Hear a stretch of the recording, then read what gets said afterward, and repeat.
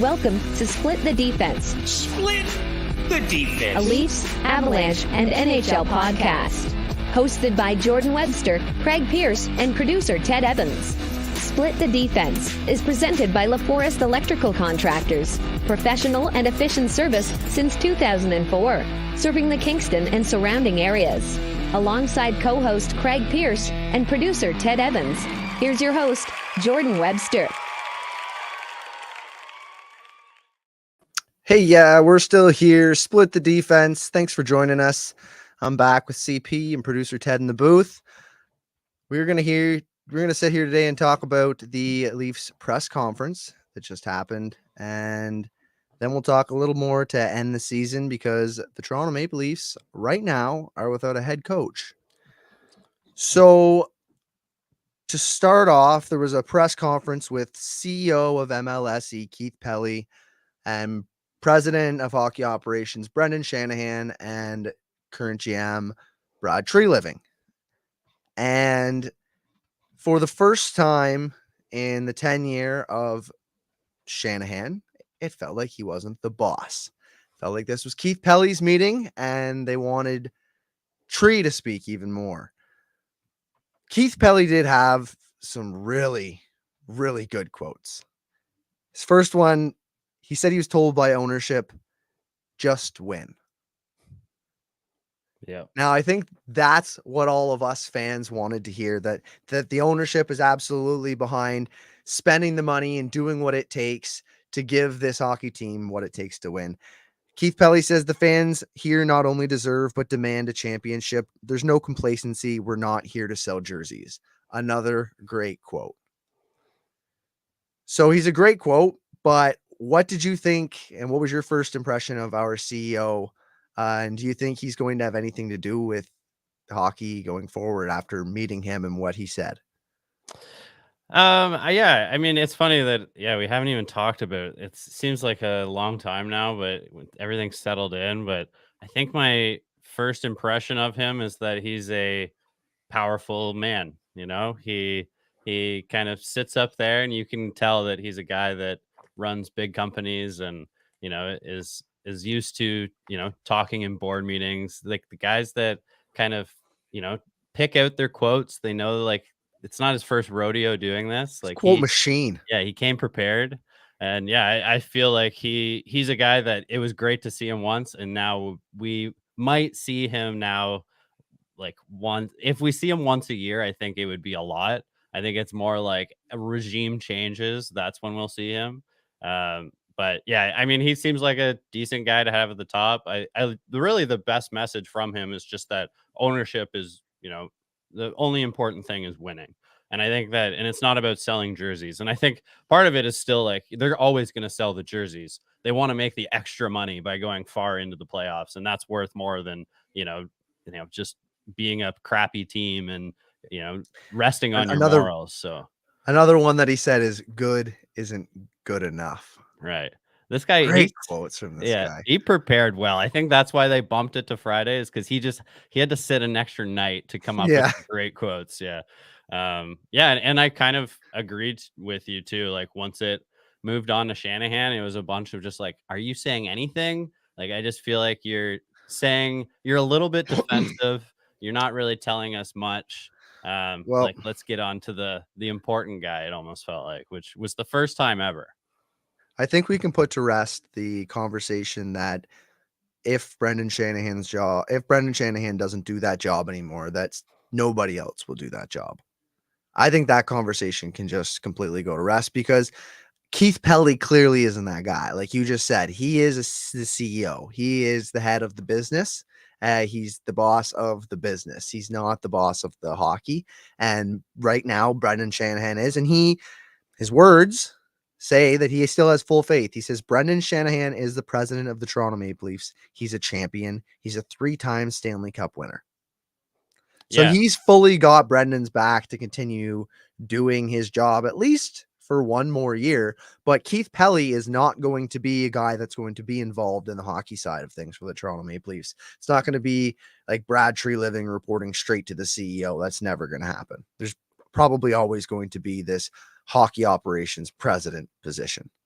But Yeah. whether that's Brendan Shanahan or not, because Brendan Shanahan was named to the Maple Leafs president April of 2014. Over that time, the Leafs have seen 5 head coaches, 4 general managers, and 3 MLSE CEOs. And the Shanahan plan has resulted in 1 playoff round victory. Yeah, I mean the results are wicked. I mean they are pretty awful. I think that like part of it is I'm still not sure where he sits in the organization. I think that there's a little bit more power I think given to Brad Treliving, and it might have started last year when he came in, because you can tell that this is more of like a Brad Treliving team. So I'm not sure what he's gonna like end up being by the end of his contract, which we're all kind of assuming is another year. But I think that the optics were just he was never gonna be fired.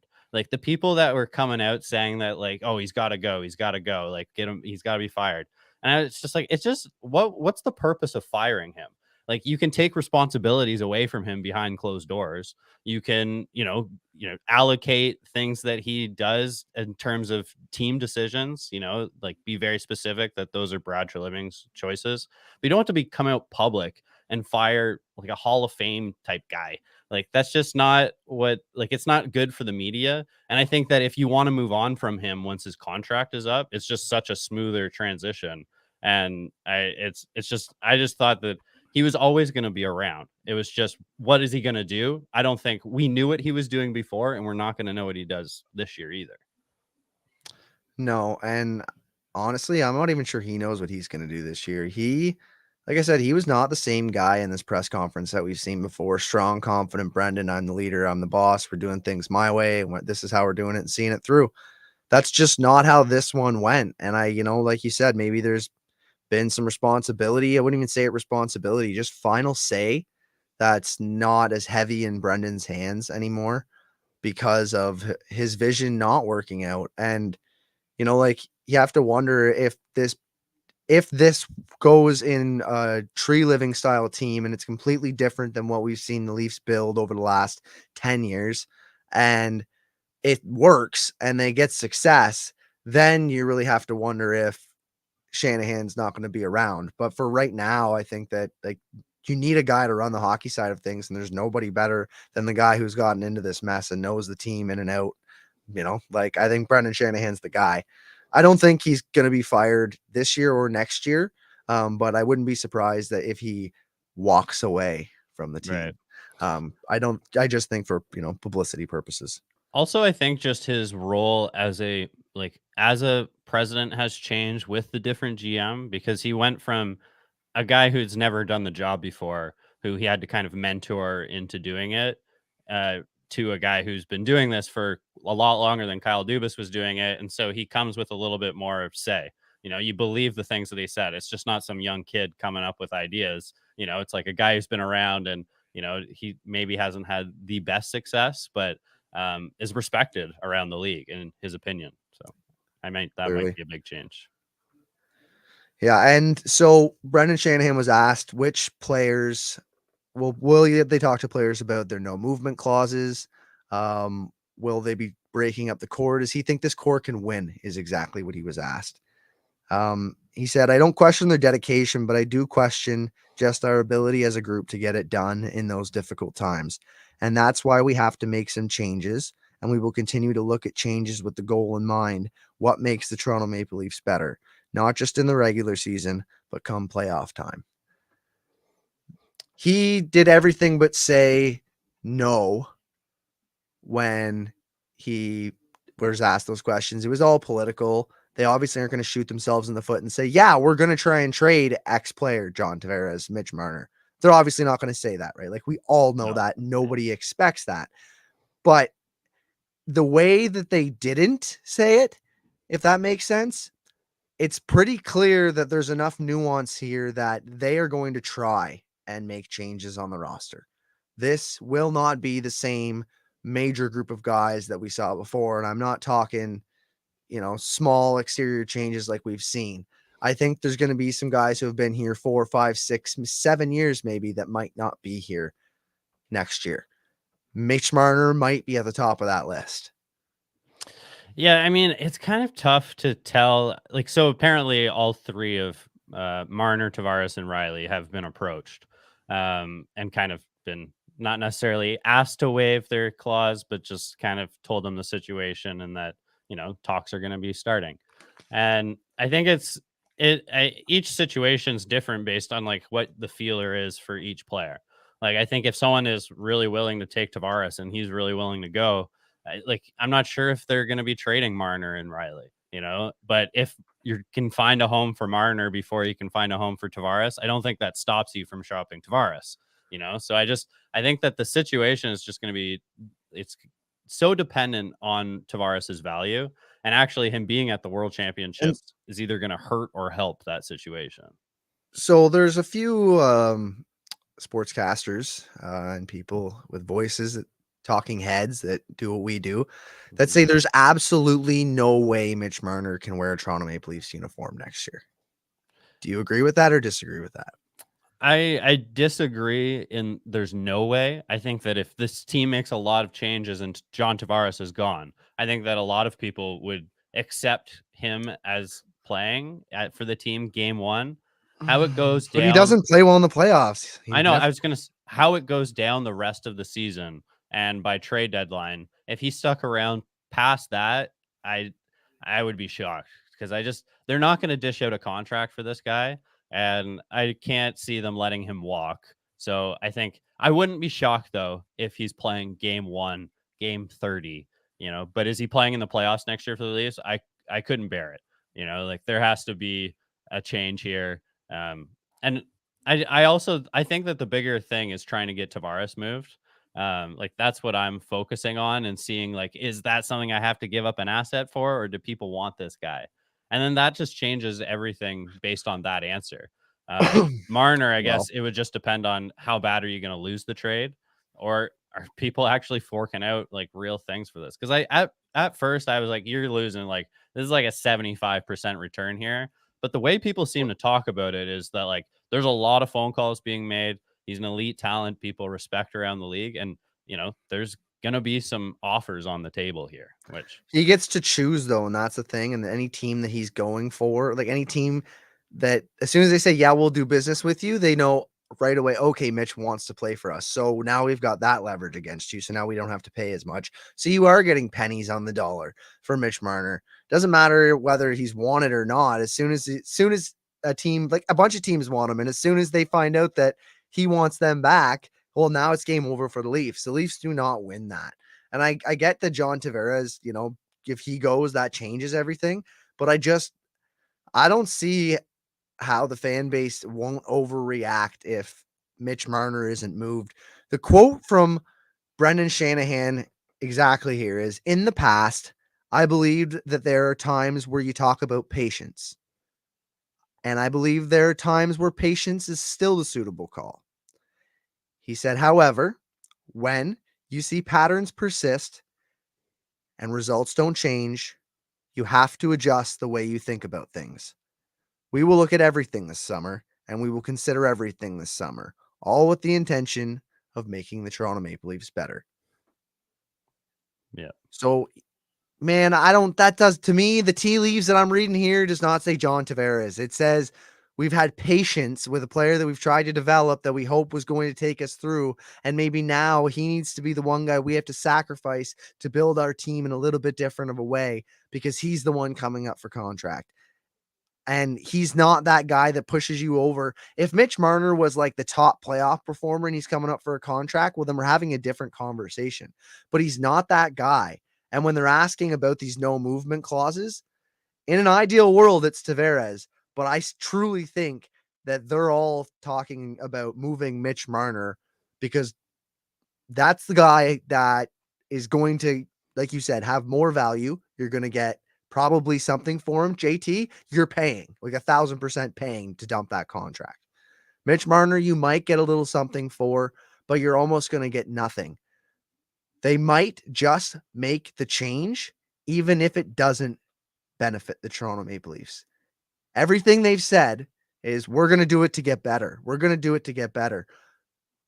But do you not truly think that there's a chance that they make this move just because. I mean, they might get better. They might have a better team next year that we might like, but I'm not sure that they win in any scenario, get in the transaction of the Mitch Marner deal. I mean, they have to do okay. They're not just going to do it to do it. Like, this is a team that can't be worse next year. But I just also don't think that we're in the scenario where like we're losing it drastically. And maybe it depends on what you actually see as losing the trade, because I think if like the Leafs get a number one right shot defenseman, then like it doesn't matter if Marner is a better player than that guy. I think the like Leafs Nation considers that a win. So it might be like value wise, if you took their rating in NHL and, stack them up, then maybe it's not as good. But I think the way that it suits this team, I think makes it better. So I think like the winning part of it, like, I guess it just depends on where you look at that. But I think they're going to explore it. There's no question. And it's just what is going to be the return is the big thing. But I don't think they're just going to do it to do it, because if it's just picks and prospects for this guy, like that's not gonna do it. Like we're not restocking the it's cupboard not for just this picks guy. and prospects. It's the cap hit that you get back. It's the people that you could add in free agency, right? It's the flexibility that you now have. Brad Tree Living said winning teams have the unique ability for everybody to feel that if they weren't part of it, they wouldn't accomplish their goal. Regardless of minutes played, dollars earned, everybody's important, and that is what is going to happen here. And I just wonder if you need to take one of the $11.5 million players who's not performing and give it to two guys who perform, three quarters as good as you would expect, that at least perform up to their contracts. And then you have more of a unity team feel. And that's what he's going for. He wants more, he wants a $6.5 million player and a $3.5 million player that they can sign long-term as the core, instead of just one forward. The thing And is have that that sense of unity. you can't just shop through the league and say like, oh, I want this guy and I want this guy. There's not a ton of players available this year that are, that are from the $6.5 million range. Like you have to go with what's available. And like, there's a reason why if teams don't draft well, then they don't have good teams, because you can't build a team through free agency. So I think my thing is that like, you just can't rely on the free agents. And who's to say that the guys that you want even want to come here? And you're always overpaying. So I would rather, not get as much for Marner through as far as like what picks and prospects are worth for a guy that's like on a good contract that's filling an actual slot on the defense for this team. Or if it happens to be a goalie, then that's fine too. But like the contract part of it is still important to this team. Like even though like they have like $20 million available here, like at the beginning, there's 8 slots that you got to fill with that 20 million. You add 11 million to that, and like it's just like, okay, well now what? Like we're gonna just sign 8 free agents. It just doesn't seem like the right move, in a 9th one, and good players too. Like we got to replace either a second line centerman, which Lindholm might be available, but after that it's a bit of a drop off on like what I consider a cup second line center. It would certainly allow you to keep all the guys you want to keep that you already have. It would allow you to sign a guy like Montour, maybe a Pesci. You could get even maybe like a Nicholas Waugh or Nicholas Roy. I don't know how the fuck is it. Waugh? Is it Roy? I think it's Roy. I don't know. Anyways, Sure. Yeah. But with that money, it could be spent in a few different places. It could afford you to extend both Max Domi and Tyler Bertuzzi. Like it could make a more rounded team that is sticking together for the next 4 or 5 years and know that they're doing this as a group. Everybody feels important. And when they're winning, it feels like if I wasn't here, then the team isn't going. And, I think that's a good message from Brad Tree Living. And I think that he says that's how we're going to be. That's what's going to happen here. That's how he's going to build his team. And, obviously Shanahan does still have some say, but I'm interested to see what happens with the keys in Brad Tree Living's hands this summer. Yeah. The first thing that he did coming out of the season, I'm not sure how much it was just Brad, but he fired Sheldon Keefe. Sheldon Keefe is gone. He put up an emotional video saying goodbye to the fans. It was actually really good. A really, really good video. Props to Keefe for that. Yeah. I think from now on, everyone has to do that. So that Yeah. it's just like it was so perfect. I was just like, oh, and it like It was made everyone good. feel better too. Like I feel Yeah. no different about him, but you can just tell that the Yeah. vibe around Sheldon Keefe was just like, well, that was nice.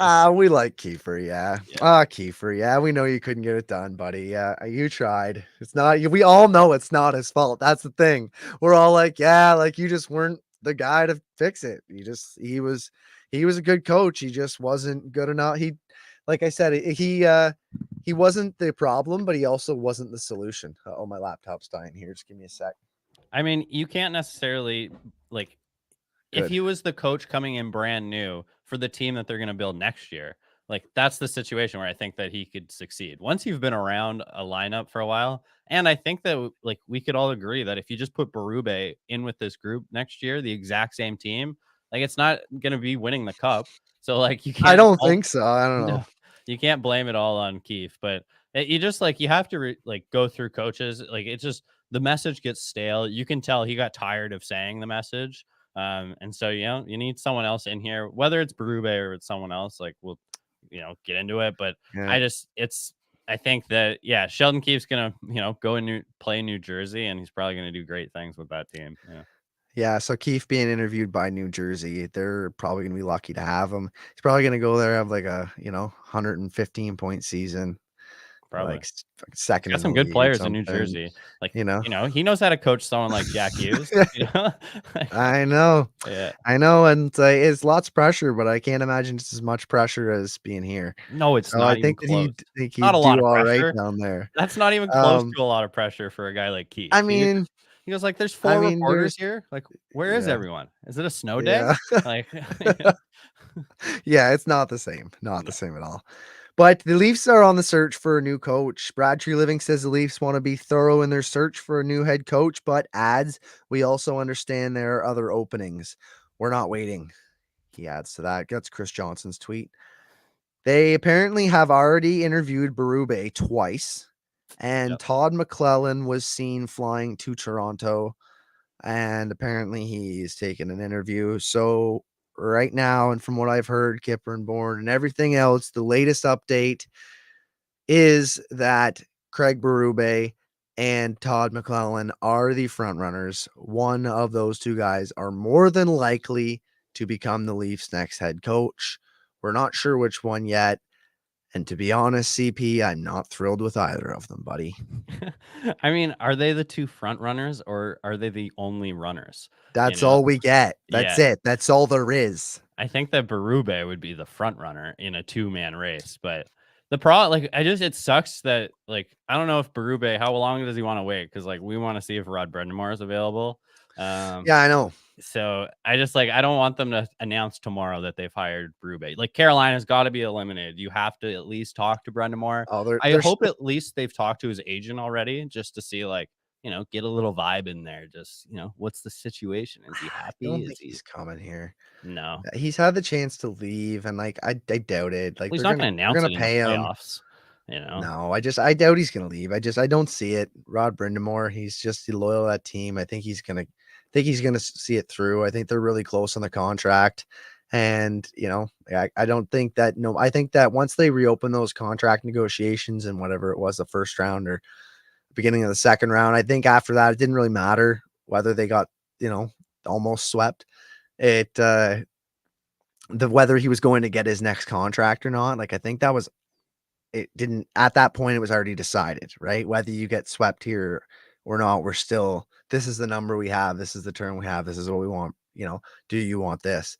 And he obviously hasn't signed anything yet, hasn't extended, but like I can't see Rod the Bod leaving. Obviously, that's the guy that we want, but I just can't see him leaving Carolina. It just feels like a long shot. Yeah, there's a couple things here. So like he was offered so many jobs before he went to Carolina. Like that was it's not like that was the only job available. He turned down big No. markets like the Rangers to go Yeah. there. So that's the first thing is he's not going to be tempted by the big market thing. But there might be a bit of a money thing, like he's probably going to make twice as much for the Leafs than he would for Carolina. But I mean, it's just how he's a wealthy man. I don't think that he's Yeah. necessarily like, desperate for the extra million or so, but I mean, it might be He's an got like extra 90 3 million million in or the so. bank. Yeah. But I also think that is he like is he gonna be so much better than Berube? Like, I'm not even sure that it's like a Well, coach thing as much as like we just need these players to step it up. And what's the voice gonna be that's gonna be able to turn that around? But from what I'm hear me hearing out here. is just let me. Rod plays a similar game to Keefe. You know, like their game styles are kind of similar from just the very little that I've heard. You know, but you also hear that Rod Brendan, all those players are willing to run through a brick wall for him, which might be the difference. But yeah, go ahead. Might be the difference. Yeah, absolutely. Well, the thing about Berube is he won the championship in 2019 in that like anomalistic. They finally got a goalie and went on a run. Yeah, 2019 St. Louis Blues, but he never made it out of the second round before that. And besides that, he's been an assistant coach and a head coach in Philly, and he's never made it out of the second round of the playoffs in all his years as a coach, with the one-time exception with the Blues. I'm not really sure that he's the guy that's like, yeah, he's our playoff guy that we need. He's just not really that guy. Now, McClellan, he made it to the conference finals in back-to-back years with the Sharks. That was in 2009, 2010, 2010, 2011. That's a long fucking time ago. a long time ago. Yeah, So he coached in Canada with the Oilers. He got them to a whopping round 2. So like, I just don't see either one of these guys pushing that over the edge either. So like, obviously Rod the Bod is the number one candidate, you know what, playing the same style, whatever have you. He's got a lot of series wins in the last 10 years, right? How like he's been, I don't know how, but I want to say 10 years, 5 years. in the last He's 5 years, done, he lost in the round 3, lost in round 1, lost in round 2, lost in round 2, lost in round 3. oh, so he's made it to so there you go. You got just in the last 5 years. That's These the only. guys in He's only been a coach for 15 5 years. years. Yeah, These guys in the last 15 years, those are their best stats. yeah. So, I I think mean, you don't really have much to choose from. I was gonna say like Rod Brennamore is like going to the third round twice. Like I don't know, it's not like kicking down the door for me, but I mean, I just think that it's the reputation that he holds. And like he just to this day, he'll be still the hardest guy working out in the locker room, or in the workout room, which I think is just like unreal for a coach to be outdoing players at his age. Like, so I don't know. There's a lot to like about Rod. I don't think it's happening. I think that it's going to be Berube. Todd McClellan, I don't even think that guy has a chance. I think they brought in another guy just so they don't get accused of only interviewing one person again. Yeah, just to only give one guy a chance. Yeah, Yeah, because they only interviewed one guy for the GM, where Treliving was the guy. One guy to hire Keefe. No one else got hired or got interviewed. So like they haven't interviewed a second person in like 10 years now. That's Babcock, true. I guess they interviewed a bunch of people before Babcock, but other He's than that, supposed to be Guy Boucher. yeah. He's Oh my supposed and God. Guy Boucher was in the building, and then they're just like, nah, let's go with Babs. Yeah. That was great. Yeah. Anyways, I'm not sure it would have been like amazing under Guy Boucher, but I think a lot of people's dignities would have been saved. so I want you to give me a percentage chance just off the top of your head if this person's going to return back to the Leafs next year. Oh, okay. These are Well, UFAs. yeah. Yep. Jake Muzzin's contract's over, so that's not happening. Yeah. Obviously, he's done. He'll All get right. a contract, actually. He's getting a scouting contract. So, yeah. Good. Yes, Great. 100%. Okay. So the first one, Tyler Bertuzzi. 40%. Okay.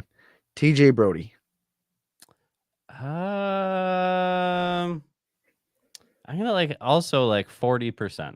Yeah. If there's a 40% chance that I think TJ that- Brody comes back on this team. Yeah, like I feel like it depends what he expects from his career from here on. If he's realistic, I think the Leafs would be willing to give him a, really cheap contract. But, I don't know, is somewhere else wanting to give him more? I don't know at this point in his career. So, but I think they'd be willing to, just on a really cheap one. John Klingberg. No, I don't think so. Zero. Zero. Yeah. Okay. No, didn't he get like new hips or something? He might be better. Who knows? Yeah, Treliving's not knows? going to go down that path again. Do you think John Klingberg plays in the NHL next year? Yes. Yeah. Somewhere. Yeah. Okay. Yeah. Somewhere. Yeah. And he's going to be a stud too. No, he's not. Just watch. He's going to be exactly the guy that we were hoping he was going to be. All he needed was new hips. And I think the only guy to next get up, new hips and look okay is Pat Kane. Like, I think everywhere else getting new hips hasn't been great for the player, but we'll see. yeah, it's never ideal. Yeah. Never ideal.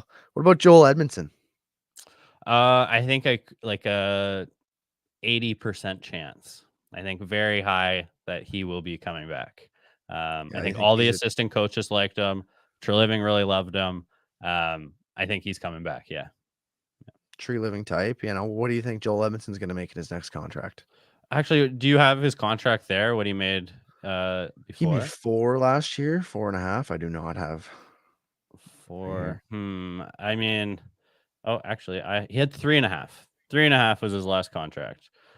I mean, I feel like he's going to be looking for something similar. He's actually, I always think he's a dinosaur, but like he's 30 years old. He's younger than I am. So, yeah, like, I don't know. I think he's got some miles in the tank. If it was 3 million for 2 more years, that's a realistic contract for a team that's not in cap hell. So I think that's the kind of contract we could give him if there's no Mitch Marner or John Tavares around. But Okay, but you think he's going to stay? You think there's like an 80% chance? And like I think Treliving's like that's the type of guy. And maybe it depends on like if Zadorov is going to come in. Like yeah, I wondered about that. Yeah, like Treliving's going to pick a guy like him. So I guess maybe it just depends on. We'll talk about the Leafs D here in a second. Yeah. Let's go through. So Max Domi. Like 90%, 95% chance he comes back. He loved it. The fans love him. I think Treliving loves him. So yeah, I think he comes back. Yeah. How many years in his deal? I mean, I guess it depends how tricky they want to be about it, but I'd say if it was not a weird deal, then 3. Yeah. 3? Yeah. I'm If he hoping wanted for like 5. Yeah, I was gonna say if he wanted to, if they're gonna pull some stuff to bring the cap hit down, and he'll probably be, on the, late, back 9 for sure. Then yeah, like I mean, max it out, give him 8. Like I don't know, 8 times 2, 8 times 2.5. Like he'll be variable by Yeah. that point. So, but yeah, if he was like a regular team, then I think he'd be like the rest of the league. I think would be looking to give him a 2 to 3 year deal. So Okay. Noah Gregor.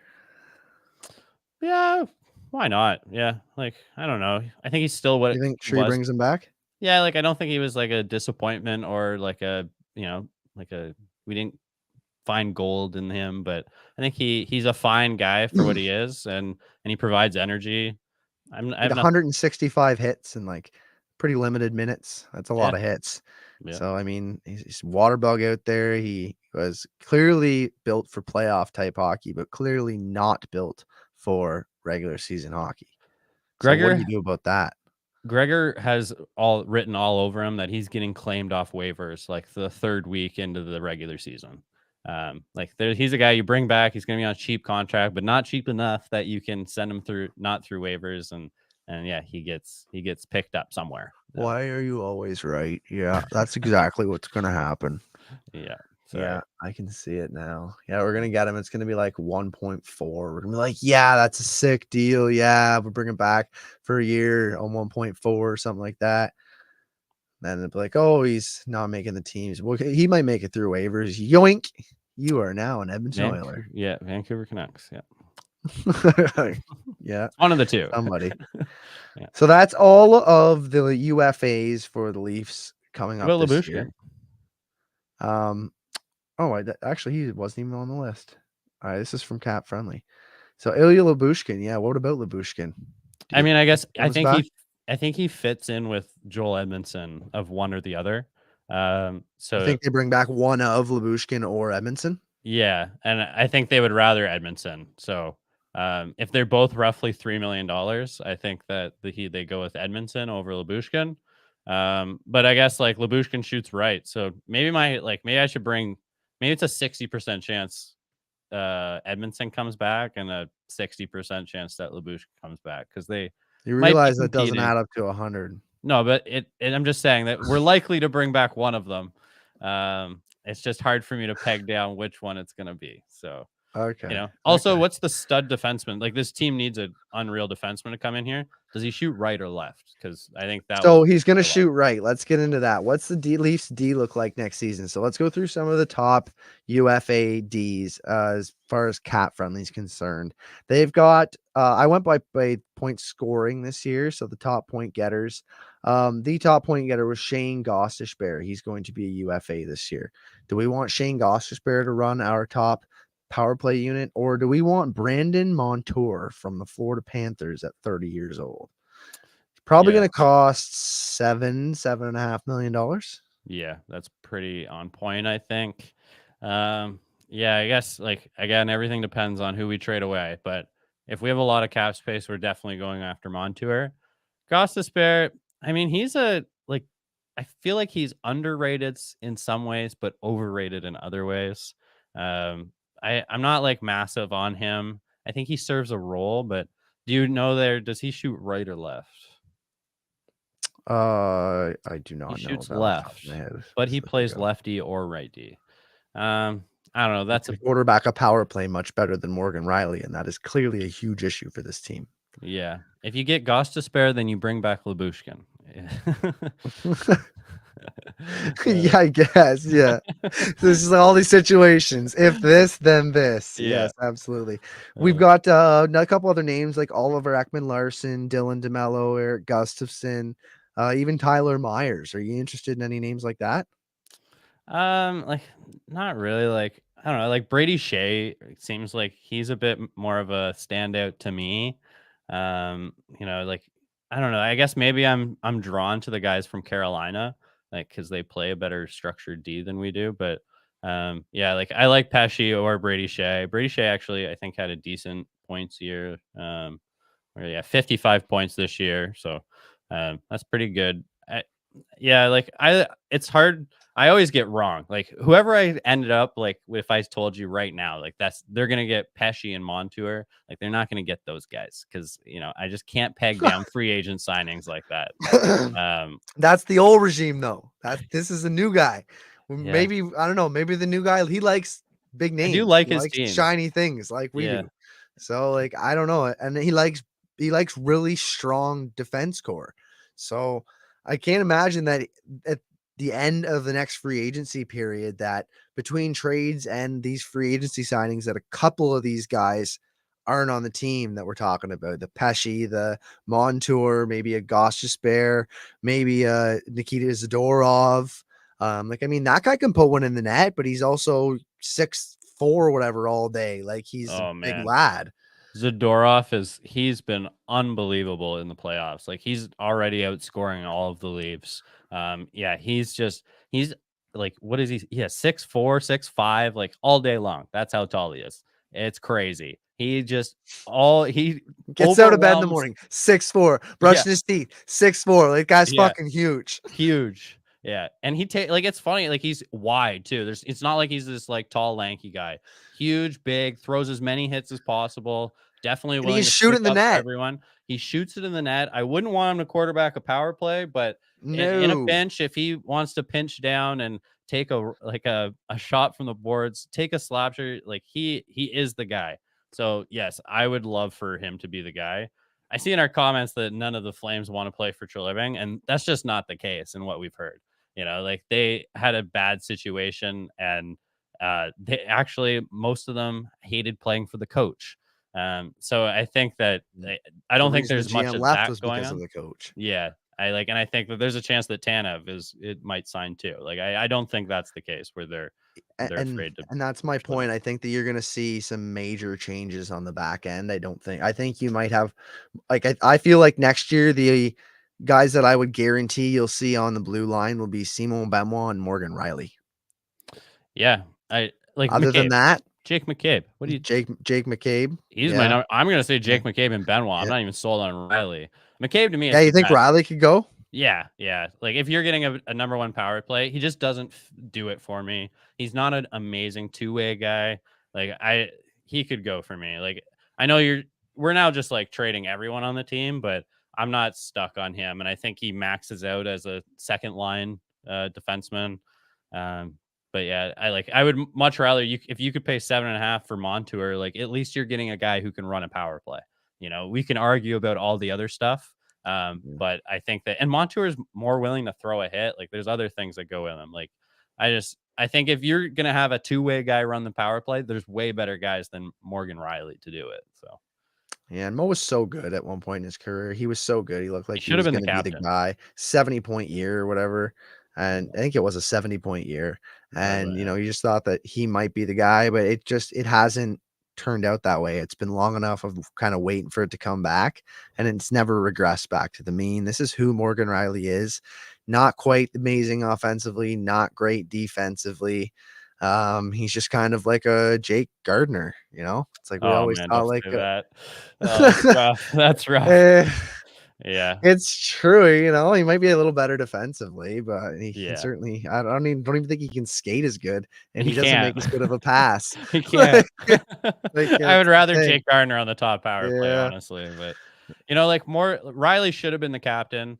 I think that there was he got caught in limbo between they weren't ready for him when they needed to give it away. And 1 year later, he was clearly the best guy for the job. And then they give him this outrageous contract on the last year that he's pretty good. So I just think that it's gonna look, I think, really rough years coming. So yeah, I guess it'll be tough with Morgan Riley if he wants to move on. He's from out west, so I could see him being hey, if you could trade me to Seattle, Vancouver, or Edmonton, I would do that. Other than that though, go fly Yeah, Canadian. Edmonton. Yeah, I'm sure Yeah, that's exactly what's gonna happen. We'll send him out to Edmonton, yeah. and he'll be a great win a cup with Connor McDavid and just be like half Leafs on that fucking team. My girlfriend's Um, already starting to switch teams because she looks over there and her favorite player plays for Edmonton in Zach Hyman. So the more guys that travel out west, I don't want. Hopefully the fans don't travel with them. yeah. Even Well, even Vancouver, it's hard. I know I'm just a diehard Leafs fan, but it's hard for me to watch Mikheyev and not just be wow, that guy's really fast.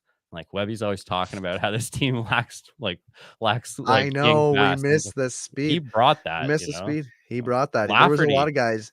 another guy who's Yeah. fast. Remember we had the captain and he was fast, real fast. He's gone now. There Mm. was lots of guys that were, quick on this team back. Soshnikov, that was my favorite fast guy on Shoshnikov, I the love team. that guy. Yeah, Full speed, head absolutely. first into the boards. That was his move. Team full of Shoshnikovs and Bobby McMahons, and this fucking city would have cup after cup. Anyways, last thing we're gonna hit here before we get out of here, the goalie market. Do you think the Leafs are set on a Joe Wool starting position next year? Do you think they just need a backup for him, or do you think they need a starter? There's not much in the way of the goalie market for UFAs. The number one is listed as Chris Driedger, Kevin Lankinen, Casey DeSmith, Laurent Boissat, Antti Ranta, James Reimer, Nedeljkovic, Anthony Stolarz, maybe. He had a good year in Florida. Cam Talbot. Cam Talbot, 36-year-old Cam Talbot. Yeah. Martin Do you think Jones. there's anything out there for the Leafs to explore? Do you think they might have to turn back to Ilya Samsonov? Based on the press conference, it sounded like they were done with Sammy. Sammy's press conference was that he wants term. They were just kind of basically handshake and here's the door to him. So I don't think he's coming back. Are they I'm not sure if they're going out. I think you have to trade for a number one. You didn't list a number one guy there. So you would have to trade for that person. There's a few out there that potentially are available, but goalies are always really expensive trade wise. So I wonder if Laurent Brossoit is a guy they go with where he has some experience. He's had good numbers with not a lot of exposure. Possibly that he's a guy that you could give a decent cap hit to where, you're hoping that Wall is the guy, but if he's not, you kind of have a fallback sort of like you did with Sammy this year. But otherwise, you got to trade someone. Maybe that's where Riley goes to. Maybe Riley goes to Calgary for Markstrom. Who knows? Yeah, well, Donnie's pretty convinced here that nothing's happening between Calgary and Toronto. And I honestly, I don't think he's super far off. I don't know how much the players hate Toronto. I don't Yeah. think management's going to deal with Brad Tree living. That's for sure. He's got I it can tell you nailed as that far as right management to now. management, but as far as like players, like that's. But like, what about the whole Nikita Zadorov and his agent saying like, "Welcome to Toronto" on the Yeah. Zadorov train? Like, it seemed like he at that point he was pretty interested in signing in Toronto, and like the only reason we didn't get Nikita Zadorov is because our GM is Brad Treliving. So I don't know. Maybe they might be a couple guys who would still play in Toronto. I know a lot of people don't want to play here still. Like you don't get too in your head. There's still a lot of guys that do not want to come and play in this market. Yeah, like I don't think like Elias Lindholm wants to play here just because we're in Canada. I think there's a lot of that goes on. There's a lot of reasons why you don't want to play in Toronto. Taxes, the attention, just all of it. So yeah, like I think though I'm not sure that the players really care about the GM, especially when he's like a player's GM. He's a pretty funny guy. He's going to give them millions of dollars. Yeah, Like, as far as I've heard, like everybody basically thinks he's just like fun to be around, a funny guy, a good quote. And so I can't believe that, everybody in Calgary hates him, but yeah, I guess we'll see what free agency brings. We will see what free agency brings.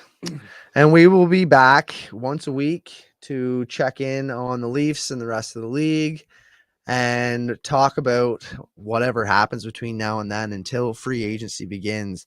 The next most exciting thing for us will be the draft because the Stanley Cup ain't going to our team. Well, we'll but find out we can still cheer on. We can still cheer on Ted's Colorado Avalanche. Yeah, I don't do that, but you can. Well, you can cheer for Vancouver though, for sure. Yeah. So I'm just like kind of faking it here. I hope they all lose. All of them. To be honest, they don't even give out. They all lose. Yeah, that's it. No cup this year. You guys just all suck. No, go Canucks. If not Canucks, then whoever wins. If the Oilers beat the Canucks, I'm gonna cheer for the Oilers too. So go Canada. Anyways, we'll be back. Still talking about hockey. We're watching it. What's going on, Ted? I think he was just gonna say peace. Yeah. I thought he was going to come in here and chirp at us. No, I'm just going to say Vancouver and Edmonton are both going to fucking lose. Even though I'm Canadian, they're both going to fucking lose. So have fun with that. Have fun cheering for another 2 losing teams, CP. You're making some bad choices. I mean, I'm a hometown guy. So, if I can't be as hometown, I honestly, unless it was Montreal, I would cheer for all of the Canadian teams. I can't get past Montreal, but the other ones I'm fine with. I just hate all the Americans always winning at least. Just pretend. I'm just cheering for my buddy. I got a buddy who's got some stake in the game, so I'm like, I'm cheering for his happiness. I don't really care. I like to. Plus, they already won one. It's like it won't sting as bad. Just like we already knew they were good. We're already this good. It was fine. It was fine, right? Oh yeah. You don't want like somebody new to get it. Now we got somebody else holding that over our heads. So I know, whatever.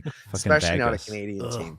All right, let's go. I got to go to ball. All right. Okay. Yeah, everyone. Let's wrap this one up. We're split the defense. We will catch you guys sometime early next week. For now, peace. Peace. Got to find the outro, and then we'll go to the piece.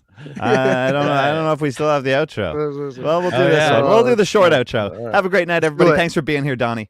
See ya. Thanks for tuning in to Split the Defense Hockey Podcast. Split the defense.